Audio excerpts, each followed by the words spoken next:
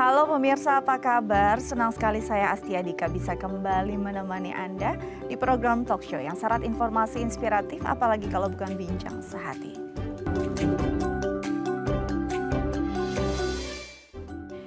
Pemirsa, bincang sehati pastinya tidak asing lagi dengan istilah stroke. Nah, biasanya ini identik dulu ya.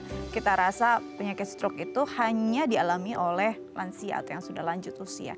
Tapi nyatanya kondisi ini seringkali kasusnya terjadi pada anak-anak muda. Ini akan menjadi topik kita pada hari ini. Tapi sebelum itu kita bahas dulu nih fun fact seputar stroke. Oke, yang pertama adalah ini bukan fun fact ya, ini mitos atau fakta. Kita akan lihat nih, ini adalah benar atau ternyata wacana yang salah yang selama ini diyakini oleh masyarakat. Yang pertama adalah stroke hanya menyerang lansia. Seperti yang tadi saya katakan, dulu kita berpikir stroke itu hanya akan dialami oleh orang tua, orang yang usianya mungkin sudah 50 tahun ke atas gitu ya. Dan kerusakan yang terjadi ini juga memang terlihat kayaknya kalau untuk anak muda gangguan seperti ini jarang terjadi. Tapi nyatanya akhir-akhir ini justru banyak loh yang usianya di bawah 45 tahun juga terserang stroke. Nah, ini mitos atau fakta kalau stroke hanya atau berpotensi lebih besar pada lansia? Nanti kita akan tanyakan pada pakarnya dan dokter kita ya. Oke, selanjutnya adalah stroke bersifat keturunan. Nah, katanya sih kalau misalkan orang tua dari riwayat stroke berarti anaknya potensinya juga ada nih. Benar nggak sih bahwa stroke itu adalah penyakit keturunan yang diturunkan secara genetik? Nanti kita juga akan tanyakan, ini mitos atau fakta? Benar atau tidak? Nah, itu harus benar-benar valid nih dijawab karena jangan sampai salah kaprah ya apa yang diyakini oleh masyarakat. Nanti kita akan tanyakan bersama dokter kita. Oke, selanjutnya adalah gaya hidup tidak sehat menyebabkan stroke. Apa sih gaya hidup tidak sehat itu? Makan makanan yang mungkin lebih banyak kandungan-kandungan yang nggak baik ya, junk food gitu, makanan-makanan berminyak, berlemak, yang kolesterolnya tinggi, lalu pola hidupnya juga gitu kan, jarang banget istirahat yang tepat waktu, istirahat yang berkualitas, apalagi kalau ditambah dengan merokok atau minum-minum alkohol yang menjadi pola hidup sehari-hari. Nah, benar nggak sih pola hidup yang tidak sehat ini bisa menyebabkan atau berpotensi menyebabkan terserang stroke? Itu akan kita tanyakan juga. Itu mitos atau fakta? Benar atau tidak ya? Oke, selanjutnya adalah penderita stroke jadi gampang marah. Nah, apakah rasa emosi yang terjadi berlebihan gitu pada penderita stroke itu terjadi karena kondisi stroke-nya atau kondisi mentalnya yang tidak siap untuk menerima kondisi atau ketidakbebasannya bergerak, keterbatasannya untuk melakukan segala hal karena pasca stroke pastinya banyak hal yang tidak berfungsi dengan baik lagi. Jadi ini mitos atau fakta ya bahwa emosi yang lebih dirasakan atau berlebih pada pasien stroke itu terjadi karena penyakitnya atau karena mentalnya. Ini mitos atau fakta, nanti kita akan tanyakan juga bersama dokter kita. Oke, selanjutnya adalah stroke bisa disembuhkan.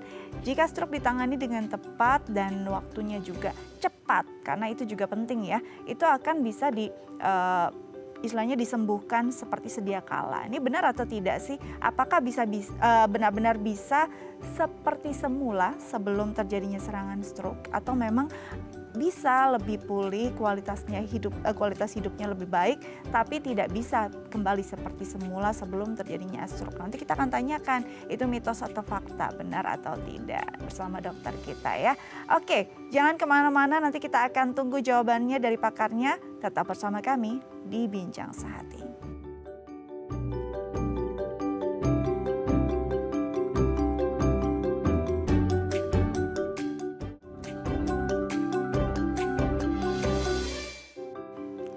Ya, pemirsa, kembali lagi bersama kami di Bincang Sehati. Tadi di segmen sebelumnya saya sudah menjabarkan beberapa mitos atau fakta seputar stroke ya, yang memang biasanya diyakini oleh masyarakat. Dan kita akan tanya langsung nih kebenarannya bersama dokter kita hari ini.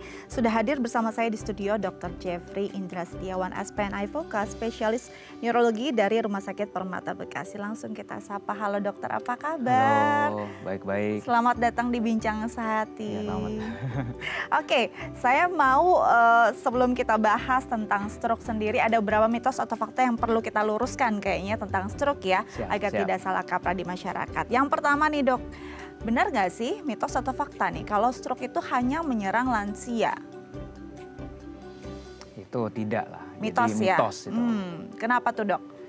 Jadi untuk mengetahui masalah stroke mungkin kita harus mengetahui pengertiannya dulu ya. Betul, stroke itu apa gitu. Stroke itu adalah suatu keadaan di mana terdapat tanda atau gejala yang mendadak. Berupa defisit neurologis atau kelainan fungsi saraf lah. Yang sifatnya itu vokal itu misalnya separuh badan atau global. Global itu misalnya kayak penurunan kesadaran seperti itu. Nah, penyakit ini biasanya disebabkan oleh pembuluh darah. Nah, itu pengertiannya.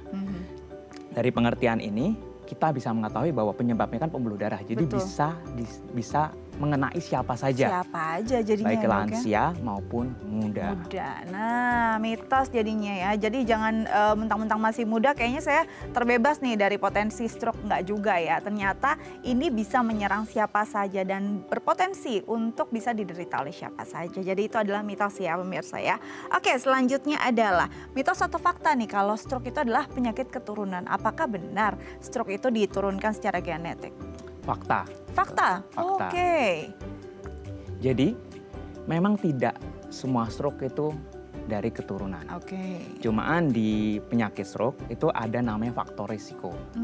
Jadi faktor risiko itu ada faktor risiko yang pertama yang bisa diubah dan faktor risiko yang tidak bisa diubah. Nah, faktor risiko yang tidak bisa diubah itu meliputi misalnya usia. Gitu. Jadi semakin besar usia seseorang, semakin mudah terkena stroke atau semakin mudah terkena faktor risiko stroke. Kedua, jenis kelamin. Nah, jenis kelamin ini juga karena berhubungan dengan hormonal. Memang kalau secara survei mungkin perbandingan pria dengan wanita yang terkena stroke itu 1,3 atau 1,5 banding 1. Jadi pria lebih banyak sekitar 1,3 kali atau 1,5 kali. Nah, yang ketiganya termasuk ras. Ras itu ya suku bangsa dan lain-lain. Yang keempatnya genetik. Jadi keturunan itu termasuk faktor risiko.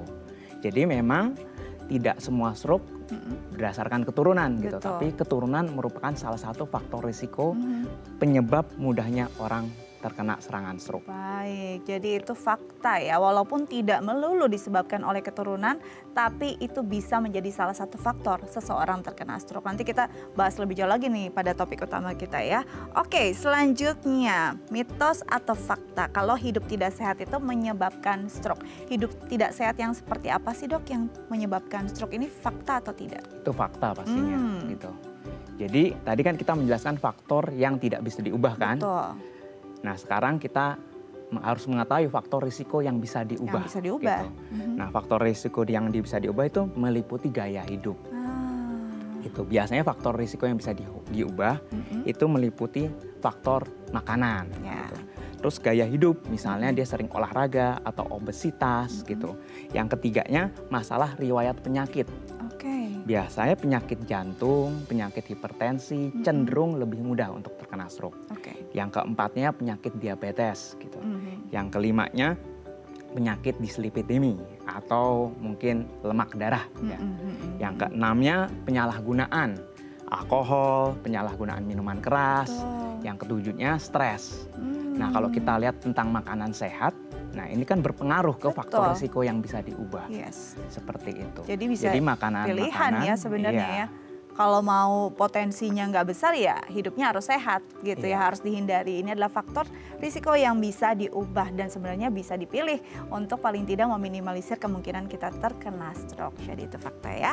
Oke, selanjutnya adalah mitos atau fakta kalau penderita stroke itu gampang marah. Ini gampang marah kan kita sering lihat ya misalnya kakek kita, nenek kita gitu kayaknya gampang emosi gitu. Mungkin apa yang ingin dia sampaikan tidak sepenuhnya bisa kita mengerti gitu. Nah, ini mitos atau fakta dan kenapa bisa lebih emosional? Fakta ini. Fakta ya? Fakta. Mungkin penyebabnya bisa dua hal. Yang pertama mungkin bisa jadi serangan stroke ini itu bisa mengenai ke fungsi otak yang secara anatomis berfungsi untuk sistem tubuh. Jadi terkena di bagian fungsi emosinya. Itu yang pertama. Kalau udah terkena fungsi emosinya, pasti dia lagi cepat marah. Betul. Gitu. Karena fungsi kognitifnya pun terganggu gitu.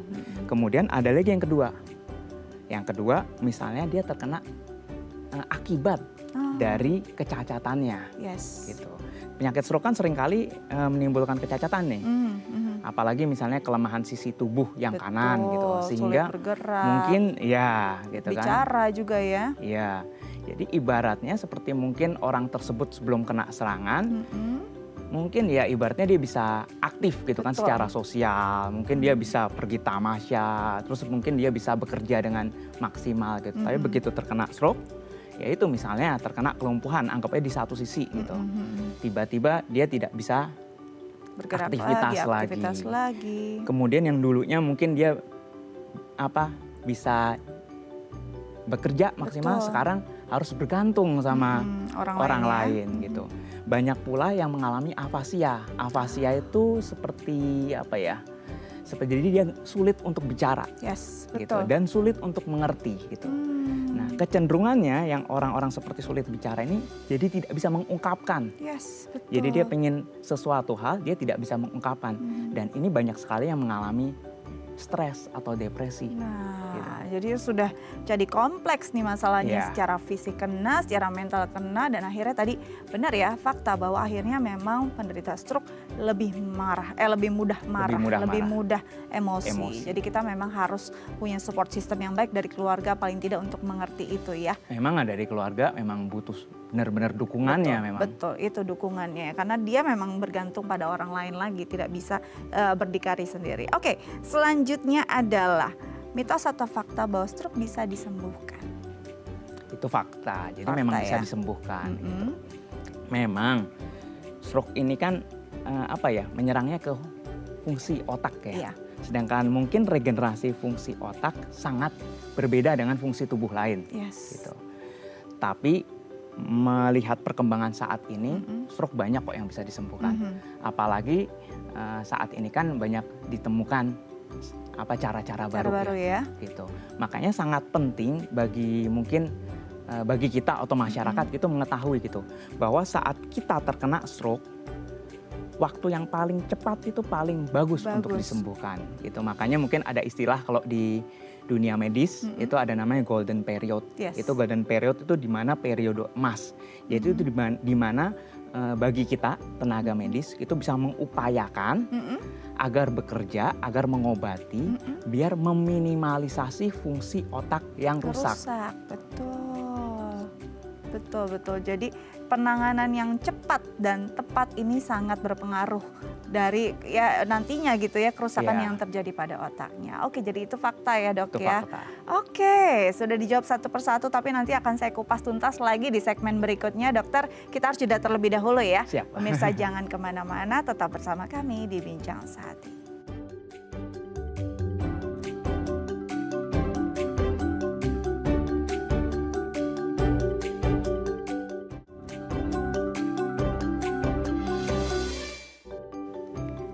Ya, pemirsa kembali lagi bersama kami di Bincang Sehati. Kita bahas topik utama kita hari ini tentang waspada stroke di usia muda.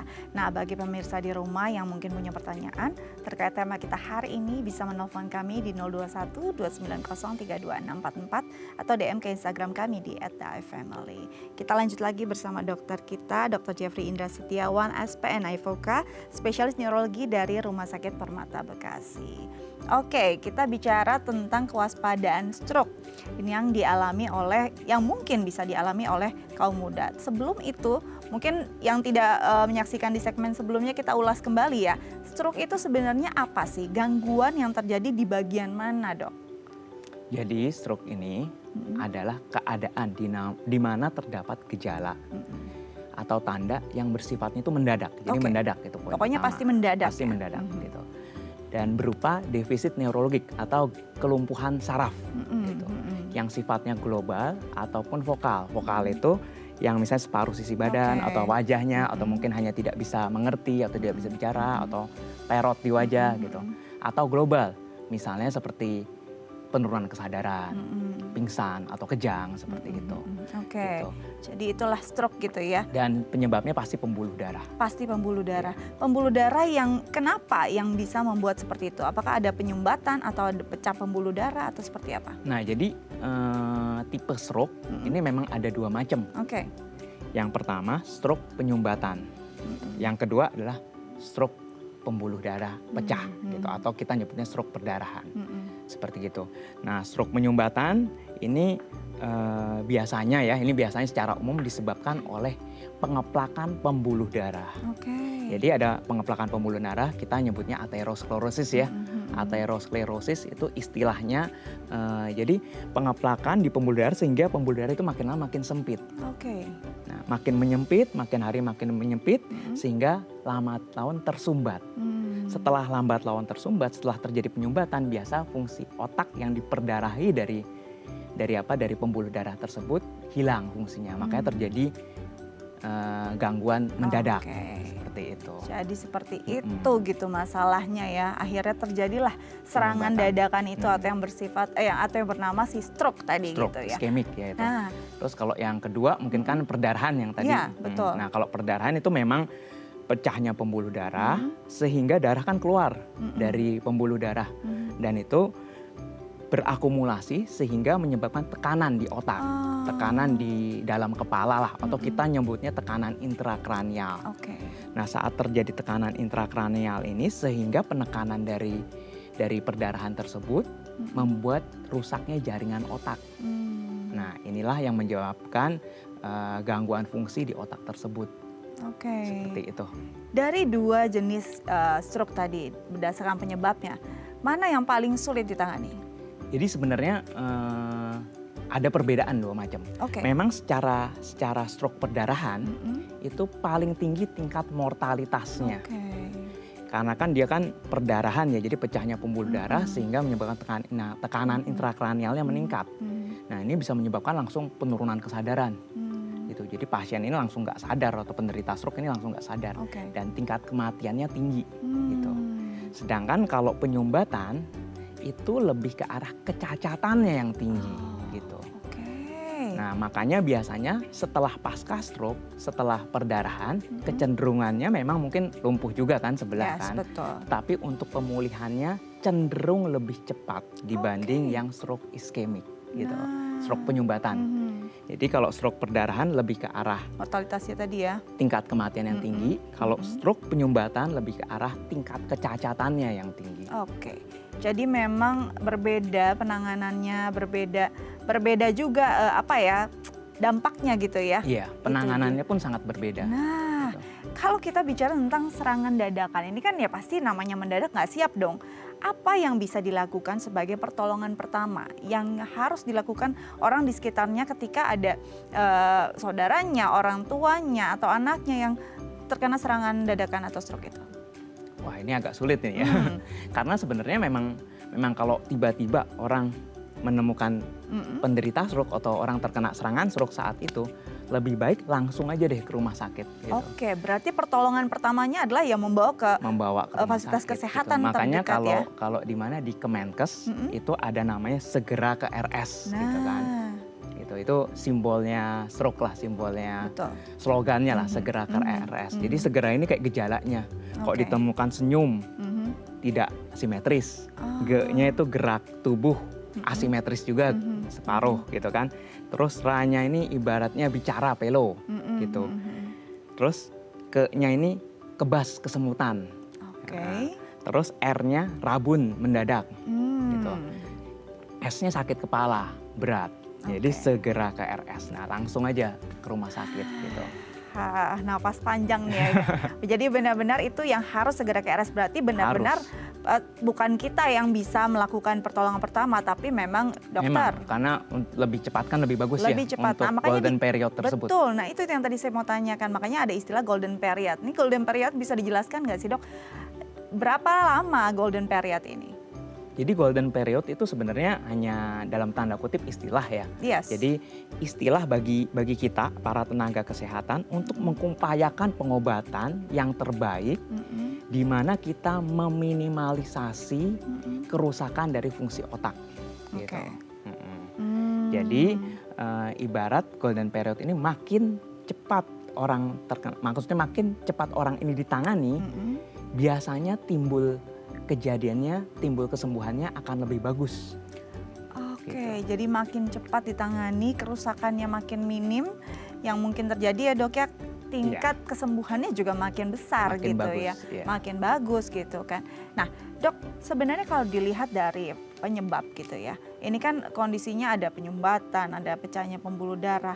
Apakah penyebabnya sama atau bisa jadi berbeda? Sangat berbeda biasanya gitu. Apa yang memang faktor risikonya mungkin semua itu hampir sama ya, gitu. tapi penyebabnya bisa berbeda. Ya kebanyakan ya kalau namanya penyumbatan itu kebanyakan dari yang tadi saya bilang proses aterosklerosis gitu. Jadi proses aterosklerosis ada proses pengeplakan pembuluh darah gitu. Jadi lumayan pembuluh darah makin lama makin sempit, sehingga begitu tersumbat darah tidak bisa ngalir kan ke otak yang mempunyai fungsi dari gerakan tersebut seperti itu. Ini bisa terjadi pengeplakannya sendiri karena apa nih dok? Apakah karena makanan yang kita konsumsi atau apa nih dok? Nah termasuk dari makanan tersebut. Jadi salah satunya termasuk makanan tersebut. Karena makanya ini kan termasuk faktor risiko ya. Betul. Memang aterosklerosis sendiri biasanya itu dari pembuluh darah itu ada banyak penyebabnya. Tapi biasanya pengeplakannya itu dari kolesterol gitu. Jadi kolesterol itu menyebabkan, jadi tugasnya kolesterol itu sebenarnya dia membuat tambalan pembuluh darah gitu. Jadi kok ada yang luka dia menambal gitu. Nah prosesnya kenapa bisa rusak? Nah itu terjadi inflamasi di pembuluh darah. Jadi saat terjadi inflamasi dia menambal. Tapi karena tingkat kolesterol yang tinggi, tingkat kolesterol dalam artian kolesterol yang lemak jenuh ya, yang kita nyebutnya mungkin kolesterol jahat gitu. Kolesterol jahat itu menempel karena di situ terlalu banyak, karena mungkin kita tidak mengkontrolnya, sehingga terjadi penyempitan, lama-lama penyumbatan. Seperti tersebut. Nah kalau yang itu tadi penyumbatan, kalau yang pecahnya pembuluh darah, ini biasanya apakah disebabkan karena kondisi yang sama atau mungkin ada pola hidup yang berbeda, stres kah atau apa dok? Nah kondisi keadaan pecah paling sering itu pertama masalah hipertensi yang tidak terkontrol. Yang kedua memang masalah aneurisma. Aneurisma itu mungkin istilah apa ya? Jadi istilah seperti pembuluh darah yang bentuknya seperti balon sehingga menipis. Nah itu mudah untuk pecah. Dan yang ketiga terjadi namanya AVM gitu, atau arteriovenous malformasi. Ini ibaratnya emang kelainan. Kelainan semenjak kecil sih, seperti itu. Nah cuman kan dari ketiga ini memang bukan hanya hipertensi aja mungkin enggak. Tapi dia juga membuat aneurisma. Jadi ibarat kalau misalnya selang gitu ya. Selang, anggap aja selang ini kan kalau di pembuluh darah itu kan bukan hanya lurus kan, pasti dia berbelok-belok. Nah, anggap aja selang. Nah, hipertensi itu menimbulkan seperti turbulensinya yang tinggi. Sehingga bisa jadi kalau misalnya di sini ada pengerasan pembuluh darah, pengeplakan pembuluh darah, nah itu menyebabkan terjadinya pengkakuan pembuluh darah. Ini yang bisa menyebabkan termasuk aneurisma juga. Gitu. Ini sangat berbahaya ya. Nah, kan permasalahannya kadang-kadang orang ya karena ini dadakan gitu kan nggak mungkin bisa mempersiapkan atau bahkan mengenali gejala awalnya saja nggak mungkin gitu kan ya dok ya. Berarti ini benar-benar harus diperhatikannya hari demi hari dong untuk kita benar-benar bisa menjaga agar tidak terkena stroke. Memang memang kita harus, jadi memang harus gaya hidup ya. Gaya hidup ya berarti ya. Sebabnya kalau secara prinsip ini kan kita sebenarnya kita nggak ada yang tahu gitu loh. Nggak ada yang tahu kapan terkena stroke, nggak ada yang tahu gitu. Dan ini dalam tanda kutip tidak akan bisa dicegah. Karena kita kan nggak tahu kan gitu. Jadi kita harus dari hari ke hari ya mempersiapkan gaya hidup kita gitu dengan mengurangi faktor risiko tadi. Minimal mengurangi faktor risiko yang bisa diubah. Karena kalau umur kan kita nggak mungkin dong kita pintu ajaib Doraemon kan, gitu kan. Jenis kelamin juga nggak mungkin juga operasi gender juga kan, gitu. Ras juga kita nggak mungkin, apalagi genetik gitu. Yang penting dari faktor risiko yang bisa diubah. mungkin kita bisa kontrol itu dengan gaya hidup.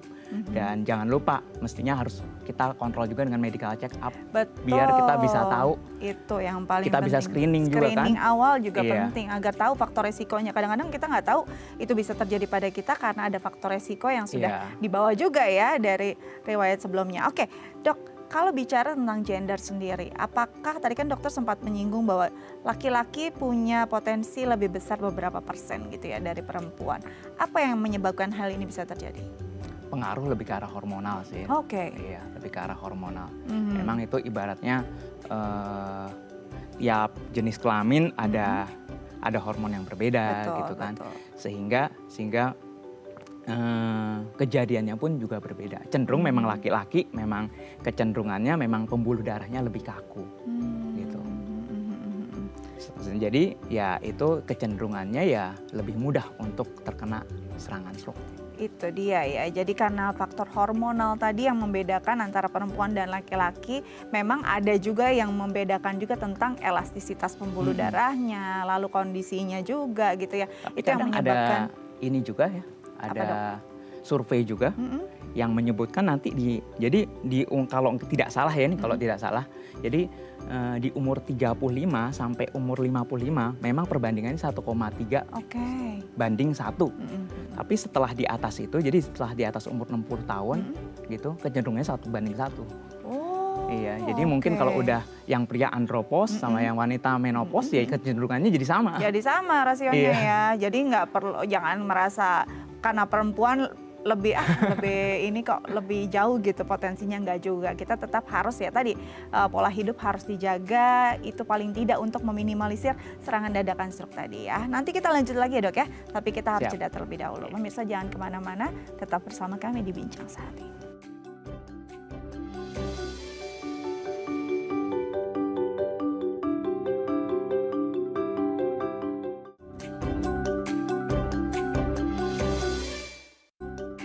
Baik pemirsa, kembali lagi bersama kami di Bincang Sehati, masih membahas stroke yang harus diwaspadi oleh kaum muda ya. Bagi pemirsa di rumah yang mungkin punya pertanyaan terkait tema kita hari ini, bisa menelpon kami di 021 290 32644 atau DM ke Instagram kami di @daeff. Dr. Jeffrey Indra Setiawan SPNI Foka, spesialis neurologi dari Rumah Sakit Permata Bekasi. Oke, tadi kita sudah bicara gender, bisa jadi faktor juga ya. Walaupun nantinya di usia tertentu rasionya sama nih perempuan dan laki-laki. Nah, usia nih Dok, apakah usia kan dulu kita berpikir kayaknya stroke tuh orang tua deh ya, anak muda jarang deh gitu. Nah, apakah usia masih jadi patokan risiko atau faktor terjadinya serangan stroke? Sekarang mungkin enggak ya. Udah enggak ya Dok. Sekarang enggak gitu. Kaum muda juga bisa ya. Tetap faktor risiko tetap ya, karena kan ibaratnya ya, ibarat kalau yang tidak bisa diubah ini kan dalam tanda kutip ya memang takdirnya seperti itu kan. Betul. Tapi ibaratnya kan ada faktor yang kita bisa ubah gitu. Jadi walaupun mungkin misalnya nih ada orangnya tetap jaga gaya hidupnya sehat gitu kan. Terus tetap makannya berpolanya dibuat teratur, terus menghindari stres gitu. Ya memang gaya hidupnya baik gitu, tapi ya faktor yang tidak diubah ini akan menjadi faktor risiko juga kan. Mungkin di saat tua ada penyakit-penyakit tertentu kan, namanya juga ya di penyakit degeneratif seperti itu. Betul. Tapi permasalahannya sekarang kan mungkin gaya hidupnya. Ya kan, gaya hidupnya. Jadi faktor-faktor yang bisa diubah gitu. Seperti kita harus mengontrol tekanan darah kita. Kalau misalnya kita ada diabetes gitu, kita harus mengontrol kadar gula darah. Kalau misalnya kita ada dislipidemi gitu, selain mengontrol tadi ya, selain mengontrol gula darah, juga kita kan harus diet juga. Betul. Gitu. Kemudian kok kita ada dislipidemi, kita juga harus mengontrol kan, termasuk diet juga gitu. Nah, kecenderungannya gitu. Sekarang untuk masalah makanan kita kan bisa bebas ya. Dan cenderung kalau dengan makanan-makanan yang instan ya kita nggak bisa memilih gitu kan bahan-bahan yang bagus kan gitu. Kemudian untuk masalah pekerjaan gitu, masalah gaya hidup gitu di kota gitu, pasti menimbulkan ya stres yang tinggi lah gitu. Stres yang tinggi. Apalagi setiap setiap pekerjaan kan sekarang kan membutuhkan performance kan yang tinggi kan. Nah, pasti menimbulkan stres yang tinggi gitu juga. Kemudian sekarang kan zamannya kan mungkin ya penyalahgunaan ya dari obat-obatan kan banyak sekali kan seperti itu. Betul, apalagi yang mungkin alkohol sudah jadi makanan sehari-hari karena itu bagian dari pergaulan mungkin untuk anak-anak Jakarta, apalagi Jaksel gitu ya misalnya. Nah itu juga perlu diperhatikan karena itu bisa menjadi potensi membuat stroke pada usia muda. Nah apakah pengobatannya akan lebih mudah ketika usia muda dibandingkan yang memang sudah lansia atau sebenarnya nggak berpengaruh sama sekali? Sebenarnya kalau secara proseduralnya tetap sama aja. Sama gitu. Semua ya. Tapi kalau memang masih muda mungkin kan, masih muda kecenderungannya gejala keluarannya cenderung lebih bagus sih. Gitu.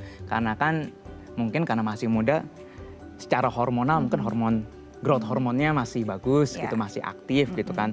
Hormon seksual seperti testosteron, estrogen sama itu kan masih aktif sehingga dan terus misalnya ada kelemahan-kelemahan atau kecacatan tubuh, kecenderungannya ototnya pun juga masih bagus kalau untuk latihan gitu. Sehingga untuk proses kesembuhannya biasa keluarannya lebih bagus sih kalau yang muda ya. Itu yang membedakannya ya, karena kondisi tubuhnya masih jauh lebih baik dibandingkan lansia. Jadi memang memungkinkan akan kesembuhannya akan lebih cepat, lebih pesat gitu. Tapi kalau penanganannya sih sama aja, semua sama. Nah dok, kalau bicara tentang penanganan dan perawatan, apa yang biasanya dilakukan pada pasien yang stroke? Sebenarnya kalau penanganan ya, kalau penanganan ini ada seperti tadi saya bilang ada perbedaan dua tipe stroke tadi kan, perdarahan dan penyumbatan. Nah kecenderungannya memang penanganannya berbeda, karena penyumbatan ini kita dalam tanda kutip harus memberikan pengencer darah lah ibaratnya. Jadi ya kita berikan pengencer darah sehingga kita berharap turbulensi dari darah tersebut bisa mengikis sumbatannya sehingga sumbatan kita harapkan lepas dan kita bisa dalam tanda kutip menghidupkan lagi. Betul. Nah tapi beda sama perdarahan, justru kita harus menghentikan perdarahannya. Prinsipnya sih duanya itu tetap dalam proses terapinya ya gitu. Betul. Nah kalau perawatan kecenderungannya lebih ke arah respon dari pasiennya tersebut, jadi gejalanya gitu. Jadi misalnya gejalanya lebih ke arah kelumpuhan, ya kita harus bantu untuk motoriknya supaya bergerak seperti itu. Baik. Jadi memang ya harus dilihat faktornya apa dulu gitu ya, baru bisa. Misalnya tidak bisa bicara, mungkin kita harus terapi bicaranya seperti itu. Berapa lama waktu yang dibutuhkan paling tidak untuk pemulihan? Apakah dari yang tadi banyaknya kelumpuhan atau kecacatan yang terjadi atau kerusakan yang terjadi? Sebenarnya kalau untuk masalah berapa lamanya kita nggak bisa memastikan. Ini setiap pasien atau setiap penderita itu setiap orang lah itu bisa beda-beda. Sangat berbeda responnya gitu. Ada mungkin yang awalnya saat perawatan rawat inap ini. Jadi berbagai kasus ini banyak. Ada yang perawatan rawat inap keluarannya bagus gitu. Tapi entah kenapa saat rawat jalannya mungkin pasiennya cenderung tidak berubah dari gaya hidup yang lama gitu kan. Jadi faktor risikonya tetap ada terus gitu ya. Kemudian orangnya juga ada tipe-tipe yang pemalas kan kalau untuk latihan seperti gitu. Jadi kelihatan awalnya waktu rawat inap bagus, tapi ternyata begitu semakin kesininya sangat berbeda dengan yang mungkin lebih rajin latihan. Terus gaya hidup diubah. Gaya hidupnya langsung diubah gitu. Kemudian selain gaya hidupnya diubah, yaitu faktor-faktor risikonya gitu kan. Selain diubah juga minum obatnya teratur gitu. Terus ngikutin instruksi tenaga kesehatan, dokternya atau nanti bagian fisioterapisnya seperti itu. Jadi responnya ada berbagai macam hal gitu. Belum lagi yang biasanya stres emosi tinggi itu kan, gitu kan. Betul, itu ya itu yang kan perlu diperhatikan. Perlu diperhatikan gitu kan. Itu biasanya cenderung lebih sulit. Lebih sulit untuk penyembuhannya. Jadi nggak bisa dipatok berapa lama masa penyembuhannya. Bisa berbeda-beda karena sangat individual. Nah dok, ini ada beberapa hal yang ingin saya tanyakan terkait istilahnya ya. Kan ada yang bilang stroke ringan, stroke gitu. Sebenarnya ada perbedaan nggak sih kondisi tersebut, stroke ringan dengan stroke ya memang stroke gitu? Sebenarnya ya kalau misalnya stroke ringan, stroke sedang, stroke berat itu sebenarnya dari kita itu nggak ada. Jadi dari medis sebenarnya nggak ada yang membedakan itu gitu. Stroke ya stroke gitu Stroke ya stroke gitu. Cumaan mungkin hasilnya gitu kan terkena serangannya di fungsi tertentu sehingga kelumpuhannya jadi lebih luas. Nah setelah kelumpuhannya lebih luas, masyarakat sendiri atau pasien sendiri yang menganalogikan bahwa oh ini stroke saya ringan nih gitu. Mungkin ada yang hanya mencongnya di wajah, terus oh berarti saya hanya wajah jadi ringan. Ada yang seluruh sisi tubuh, oh ini saya berat nih gitu. Seperti itu sih, jadi nggak ada ringan, sedang, berat gitu. Jadi sebenarnya secara medis tidak ada tuh istilah stroke ringan, sedang, berat. Itu label dari kita ngelihat dari gejala atau simptom yang terjadi. Oh kayaknya nih ringan nih, kayaknya sedang. Jadi nggak ada ya bahwa stroke itu mau bagaimanapun ya memang sebenarnya tetap berbahaya gitu kan. Nah dok, kerusakan yang terjadi itu hanya di saraf atau di otak juga ada kerusakan ketika terjadi stroke? Jadi saraf dan otak itu memang jadi satu. Jadi satu. Jadi satu gitu. Cuman mungkin di sini perbedaannya ya sistem saraf ini mungkin agak luas sih. Sistem saraf itu pembagiannya ada dua, saraf tepi dan saraf pusat. Betul. Saraf pusat itu meliputi otak sampai yang ke bawahnya otak kecil, terus batang otaknya, terus ke medula spinalisnya gitu. Sedangkan kok sistem saraf tepi itu saraf-saraf yang mengalir dari medula spinalis yang ke sini-sini. Nah, itu disebut saraf tepi gitu. Jadi cumaan kalau stroke ini dia menyerangnya ke saraf pusat. Jadi ke otak. Ke otak ya. Yang akhirnya berpengaruh juga pada saraf yang lain gitu ya. Dan kalau kita bicara pada kerusakan otak kan katanya kalau sudah rusak otak tuh nggak bisa juga diperbaiki lagi gitu kan. Bagaimana nih dengan kondisi ini? Berarti apakah orang yang sudah memang terkena stroke dia punya ketidakmampuan tertentu? Memang kalau regenerasi dari sel saraf ini yang seperti saya bilang agak berbeda gitu. Betul ya. Beda dengan fungsi tubuh lainnya, misalnya di sini luka kulit, gitu kan, nanti lama-lama kering gitu kan. Hati atau seperti apa ya. Seperti itu gitu kan. Tapi kok sel saraf ibaratnya memang berbeda. Jadi memang untuk regenerasinya, untuk pulihnya memang agak lama. Makanya dibutuhkan ibaratnya latihan lagi gitu, seperti itu. Nah maka itu memang harus ditekankan ini yang tadi golden period. Yes, betul. Gitu.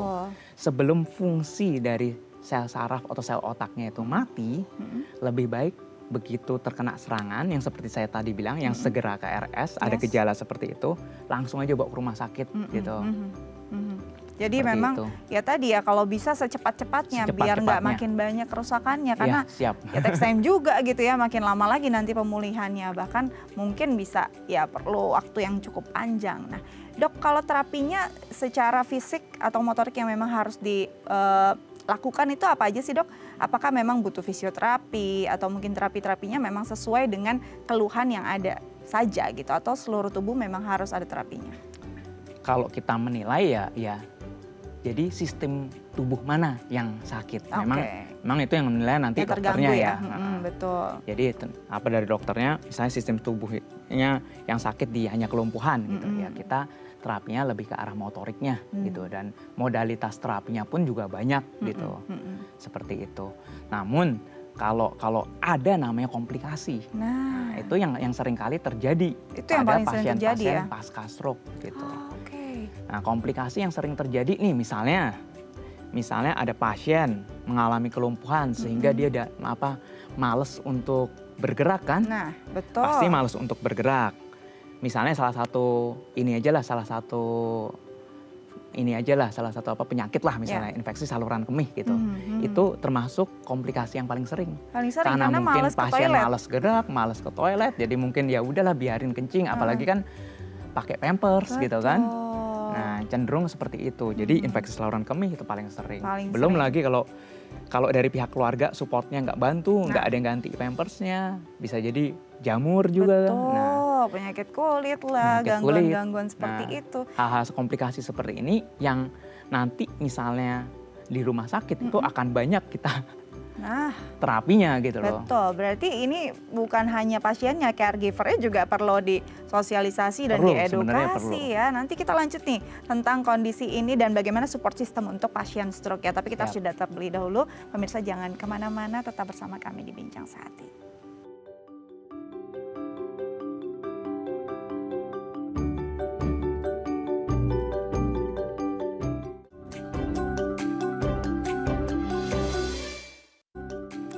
Ya pemirsa, kembali lagi bersama kami di Bincang Sehati. Masih membahas tentang stroke yang harus diwaspadai oleh kaum muda. Dan bagi pemirsa di rumah yang mungkin punya pertanyaan terkait tema kita hari ini, bisa menelpon kami di 021 290 32644 atau DM ke Instagram kami di @daifamily. Kita lanjut lagi bersama Dr. Jeffrey Indra Setiawan, SPNI Foka, spesialis neurologi dari Rumah Sakit Permata Bekasi. Tadi di segmen sebelumnya sempat dibahas nih ya, support system itu bisa jadi masalah baru sebenarnya kalau tidak benar-benar bisa mengcover si pasien. Bisa jadi ada komplikasi karena memang kan si pasien ini kan bergantung pada keluarga ataupun orang yang merawatnya. Sebenarnya butuh nggak sih perawat khusus untuk pasien stroke? Sebenarnya dibutuhkan ya, gitu. Oke. Sebabnya mungkin secara apa ya? Secara pendidikan mungkin perawat juga pasti udah lebih ahli. Pertama lebih ahli gitu. Tapi kalau misalnya misalnya dari pihak keluarga gitu, ya bisa secara untuk menjaga kesehatannya. Sebabnya terkadang kan ada yang tadi saya bilang faktor risiko. Betul. Meliputi hipertensi, diabetes mellitus, dislipidemi, mungkin ada penyakit jantung, mungkin ada penyakit pembuluh darah lainnya, atau mungkin ada faktor stres tadi gitu. Nah hal ini kalau misalnya ada perawat yang khusus gitu, yang secara individual, dan itu kan paling nggak kan terjaga. Betul. Misalnya mungkin per hari gitu, kita di tensi, dilakukan dicek tekanan darah gitu. Terus tiap minggu atau mungkin kadar gula darah diperiksa gitu kan. Mungkin terus kalau yang untuk dislipidemi mungkin bisa lebih lama lah, sebulan atau sampai 3 bulan bisa gitu. Nah itu pasti akan termaintenance dengan baik gitu. Cuma kan faktanya kan ya akan sulit ya. Iya betul. Punya perawat khusus seperti itu karena sih. biaya juga ya biaya dok juga. Ya itu juga. Nah kalau bicara tentang kondisi pasien, tadi kan dokter juga sempat bilang bahwa ini benar loh fakta bahwa akan lebih emosional, akan lebih sulit mengontrol amarahnya karena mungkin rasanya tuh nggak nyaman, bukan nggak mungkin lagi, pasti nggak nyaman, ada ketidakbisaan ya, ketidakmampuan yang dia harus hadapi berbeda dengan sebelum ada serangan stroke. Nah ini kan berarti bisa jadi stresor nih, bisa jadi menambah stres si pasien. Nah stres sendiri pada pasien atau emosi yang berlebihan pada pasien mungkinkah membuat terjadinya perburukan pada kondisi stroke-nya? Bisa gitu. Banyak sekali kok yang stresnya itu malah membuat perburukan bagi pasien. Makanya kalau penelitian terbaru seperti penelitian ya kita sebut ya ada namanya penelitian FLAME gitu kan. Nah di situ menyatakan bahwa pemberian antidepresan gitu ternyata mempengaruhi secara 3 bulan diperiksa dengan fungsi motorik dari pasiennya. Gitu.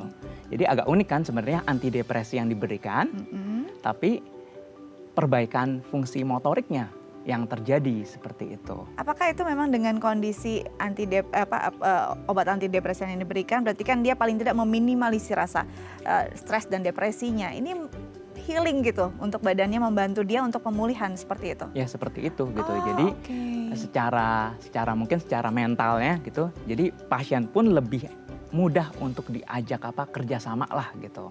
Karena hatinya juga bebannya nggak gitu. Lebih moodnya lebih enak gitu kan. Jadi penting sekali untuk menjaga mood dan juga menjaga stres dari si pasien gitu ya, agar tidak terjadi perburukan tadi, karena bahaya banget dan banyak yang terjadi perburukan karena si pasiennya stres, moodnya nggak baik, depresi, apalagi mungkin support sistemnya kurang, apalagi mungkin karena si pasiennya marah-marah, caregivernya galak, udah deh makin parah gitu ya, itu makin lama lagi masa penyembuhannya. Nah kalau bicara tentang pasien, tadi dokter bilang bisa sembuh kok, bisa nanti hidup normal lagi kok.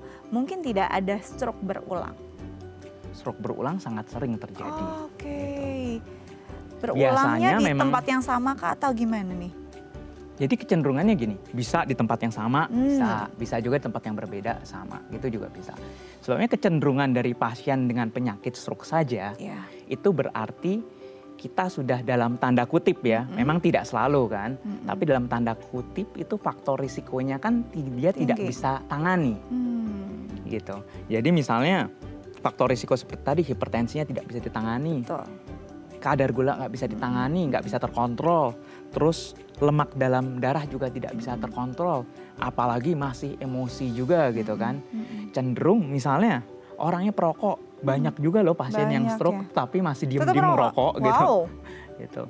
Nah cenderung dia meskipun udah terkena stroke pertama, anggap saja sembuh atau mungkin tidak sembuh gitu kan, yaitu dia meneruskan lagi kan gaya hidup yang biasanya dan akan kena stroke yang kedua gitu. Dan itu memang poin pertama. Poin kedua, ibaratnya stroke ini kan pembuluh darah. Iya. Dengan gaya hidup seperti itu, kecenderungannya pembuluh darahnya itu sebenarnya udah jelek, sudah mempunyai pengeplakan gitu. Jadi kecenderungan yang terjadi, misalnya ini yang tempat yang stroke berbeda ya, gitu. Jadi stroke yang pertama mungkin di sisi kanan gitu. Nah sebenarnya pembuluh darah kan bukan hanya di sisi kanan saja gitu. Jadi pembuluh darah yang lain itu kan juga ada pengeplakannya. Betul, gitu. Berarti ini kondisinya udah nggak oke gitu ya. Jadi ibarat karena seperti itu bisa saja stroke yang kedua kenanya mungkin kelumpuhan yang di sisi kiri. Gitu.